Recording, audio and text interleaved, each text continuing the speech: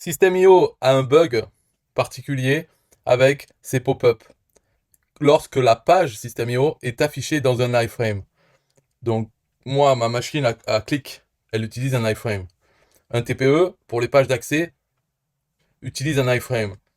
Si on demande à un TPE de protéger notre page d'accès, c'est-à-dire de ne pas afficher son lien au client, mais de le protéger en le mettant dans un iframe d'un TPE qui est limité à 48 heures. Tout ça, hein, cette histoire.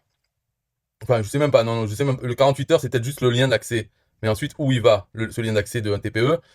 Est-ce qu'il va vers l'URL vraiment de la page, dans ce cas-là sans iframe, ou bien dans une iframe de un TPE? Ça, c'est selon si on a choisi de protéger ou pas notre page d'accès finale. Mais le lien, lui, le lien pour aller vers la page d'accès, je pense qu'il est limité des 48 heures dans tous les cas, je pense.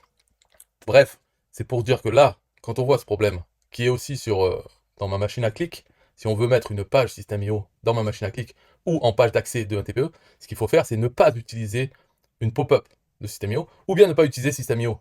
Voilà. Alors, parce que de là à faire changer System.io, leur montrer le problème, demander au support qui corrige ce problème, leur dire que ça arrive quand la page est affichée dans un iframe, les développeurs pourraient le faire. Mais est-ce qu'ils vont le faire? Est-ce que déjà le support va comprendre ce qu'on lui dit, va falloir se battre pour qu'il fasse passer aux développeurs? Est-ce que les développeurs vont le corriger? Voilà, rien n'est moins sûr, on n'en sait rien. Donc, si vous adorez System.io, signalez-leur ce problème et dites-leur que c'est très important. Mais sinon, n'utilisez pas de pop-up quand vous savez que votre page doit être affichée dans un iframe.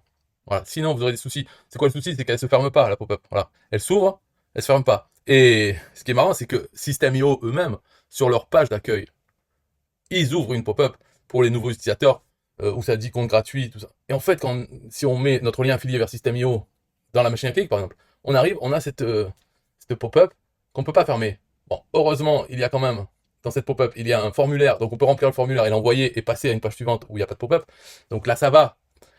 Mais dans ce cas-là, par exemple, la pop-up dit simplement contacter le support en cas de souci. Mais c'est marqué là aussi. Ça sert à rien, cette pop-up. Et là, elle emmerde parce qu'elle bloque. En fait, les gens, voilà, ils se retrouvent avec ça, quoi.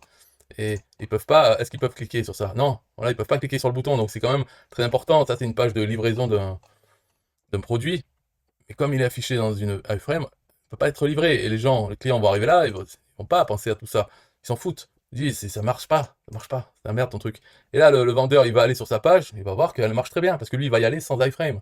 Il va dire, mais non, je sais pas, ça doit être ton ordinateur, ça doit être quelque chose. Non, c'est la façon dont le client le voit dans une iframe. Et le bug vient de System.io.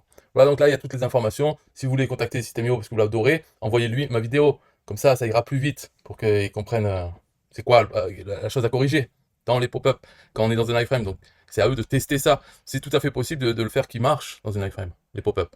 Il faut qu'ils changent leur code. Dans leur code, ils assument que ce n'est pas dans un iframe. Ils n'ont pas pris en compte qu'est-ce qui se passe quand on est dans un iframe. Alors là, bah, il faut changer ce code. C'est tout. Bye bye.